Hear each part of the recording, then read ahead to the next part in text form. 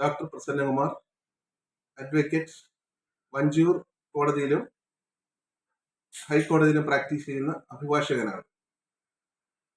രാഷ്ട്രീയ സാമൂഹ്യ രംഗത്ത് ഇന്ന് വളരെ ചർച്ചാ വിഷയമായിരിക്കുകയാണ് ജാതി സെൻസസ് എന്നുള്ള ഒരു വിഷയം.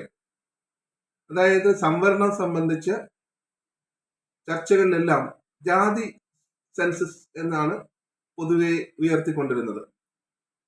ഇതില് ഒരു കാപട്യമുണ്ടോ എന്നുള്ള സംശയമുണ്ട്. ഒരുപക്ഷെ അവരുദ്ദേശിക്കുന്നത് ഞാൻ ഉദ്ദേശിക്കുന്ന കാപട്യം ഇല്ലാതിരിക്കാം. പക്ഷെ ജാതി സെൻസസ് അല്ല ഇവിടെ വേണ്ടത് സാമ്പത്തിക സർവേയാണ് വേണ്ടത്. പിന്നോക്ക അവസ്ഥ എന്ന് പറയുന്നത് സ്ഥായിയല്ല, അത് മാറിയും തിരിഞ്ഞും വരാം. ഒരു വിഭാഗത്തിൽ നിന്ന് പിന്നോക്കാവസ്ഥയാണെങ്കിൽ അവരുടെ സാമ്പത്തികമായ അതല്ലെങ്കിൽ എഡ്യൂക്കേഷൻ പരമായി അതല്ലെങ്കിൽ മറ്റ് തലത്തിലുള്ള സാമൂഹ്യ അവസ്ഥ മാറുമ്പോൾ ആ പിന്നോക്കാവസ്ഥയിൽ നിന്ന് ആ സമൂഹത്തെ വിളിക്കുവാൻ, ആ സമുദായത്തെ വിളിക്കുവാൻ പറ്റത്തില്ല. അപ്പൊ ഇതിങ്ങനെ മാറിയും തിരികെയും വരും. പട്ടികജാതി പട്ടിക വിഭാഗത്തെ സംബന്ധിച്ചിടത്തോളം അവർക്ക് സ്ഥിരമാണ്. കാരണം അവർ സാമൂഹ്യ അവഗണനയുടെ നൂറ്റാണ്ടുകളുടെ ചരിത്രമുള്ളത് കൊണ്ടാണ് അവരെ സംബന്ധിച്ചിടത്തോളം അങ്ങനെ പട്ടികജാതി പട്ടികവർഗം എന്ന നിലയിൽ ഭരണഘടനയിൽ പറഞ്ഞിട്ടുള്ളത്. പക്ഷെ അതുമായിട്ട് തുലം വ്യത്യസ്തമാണ് ഈ പിന്നോക്ക അവസ്ഥ എന്ന് പറയുന്നത്.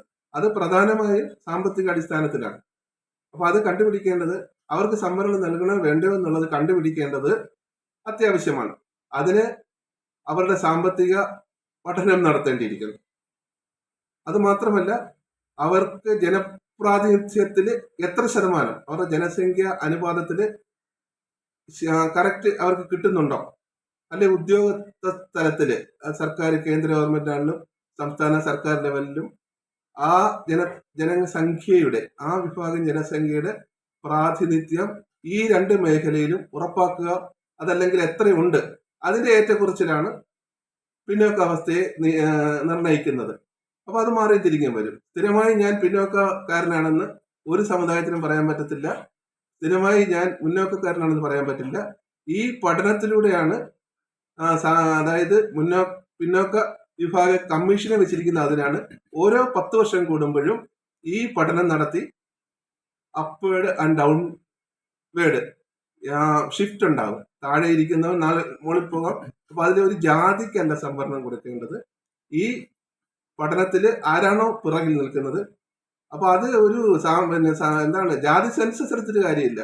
ഒരു ജാതിയിൽ എത്ര പേരുണ്ടെന്ന് അറിഞ്ഞിട്ട് അത് ഒരു പ്ലാനിങ് ഒന്നും നടക്കില്ല. ഗവൺമെന്റിന്റെ പ്ലാനിങ്, ആ പ്ലാനിങ്ങിലൂടെ അവർക്ക് എത്രമാത്രം നൽകണം എന്നുള്ള ഒരു വിഷയം ഈ ഒരു പഠനത്തിലൂടെ ഒരിക്കലും സാധിക്കില്ല. അത് സ്ഥിരമായി ഞങ്ങൾ പിന്നോക്കക്കാരാണ് എന്ന് ആർക്കും പറയാൻ പറ്റില്ല. സ്ഥിരമായി ഒരു ജാതിയോ മതമോ ഒന്നും മുന്നോക്കക്കാരാണെന്ന് പറയാൻ പറ്റില്ല. പട്ടികജാതി പട്ടിക വിഭാഗത്തിന് അത് മറ്റൊരു സംരക്ഷണമാണ്. അപ്പൊ ഈ ഇത് നടത്തേണ്ടത് സാമൂഹിക പഠനമാണെന്നുള്ള ഒരു കേസ് രാജേഷ്, ഒരു ഉത്തരവാദിത്തപ്പെട്ട ജോലി ചെയ്യുന്ന അദ്ദേഹം, ഞാൻ മുഖാന്തരം ഒരു കോടതി അലക്ഷ്യ കേസ് ഹൈക്കോടതി നിലനിൽക്കുന്നുണ്ട്. അപ്പൊ അതിന്റെ മുന്നോട്ട് പോവുകയാണ്. അപ്പൊ എല്ലാ രാഷ്ട്രീയക്കാരും ഉയർത്തേണ്ടത് ജാതി സെൻസസ് അല്ല ഉയർത്തേണ്ട മുദ്രാവാക്യം, സാമൂഹിക പഠനമാണ് നടത്തേണ്ടത്. അതാണ് വിവാദമായ എല്ലാ കേസുകൾക്കും സുപ്രീം കോടതി വിധി ഉണ്ടായിട്ടുള്ളത്. VP സിംഗിന്റെ കാലത്തും അതാണ്. സാമ്പത്തികമായ ഒരു സംവരണം ഭരണഘടനയ്ക്ക് ലംഘനമാണ്, ഭരണഘടനയ്ക്ക് ഒരിക്കലും പറയുന്നില്ല. അതുകൊണ്ട് ഈ മുദ്രാവാക്യം പൊളിച്ച് എഴുതേണ്ടതാണ്. സാമൂഹിക പഠനമാണ് നടത്തേണ്ടത്. അതിലേക്ക് നമുക്കെല്ലാം ചിന്തിക്കാം. അതല്ലെങ്കിൽ നമ്മൾ ഭരണഘടനയോട് കൂറ് കാണിക്കാത്ത ഭരണഘടനാ വിരുദ്ധമായ പ്രവൃത്തിയിലൂടെയാണ് നമ്മൾ പോകുന്നതെന്ന് എനിക്ക് അഭിപ്രായമുണ്ട്. Thank you.